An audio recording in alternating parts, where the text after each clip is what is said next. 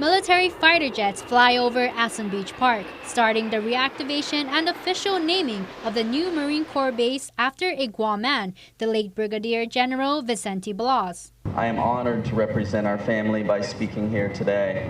Vince Blaz is his grandson. The reactivation and the naming of the new Marine Corps base Camp Blaz is a tremendous honor to the people of Guam and our grandfather. I know he's smiling down upon all of us in peaceful gratitude. Security was strict for the ceremony. The ceremony at the War in the Pacific so widely watched right now that the military even had to shuttle the media and dignitaries to the event, expecting crowds to come out and witness this historic moment.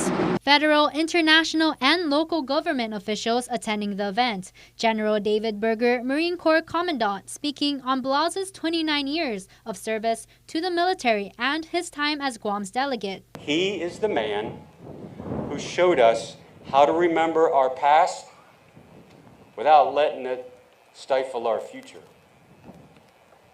You see, Ben Blaz, he may have built these bridges, but it's our job, I think, to ensure that they remain strong, that they endure. And that's precisely what this base is all about. Assistant Secretary of the Navy Meredith Berger sharing how the growing military presence is important. Together we will project power, engage in diplomacy, and deter. And if all else fails, together we will be prepared to fight and win from this platform. Governor Lou Leon Guerrero using this time to remember the Marines swarming into this very spot during World War II to help liberate Guam from Japanese occupation. This sends a powerful message to the world that Guam is an even mightier tip of the Pacific Spear.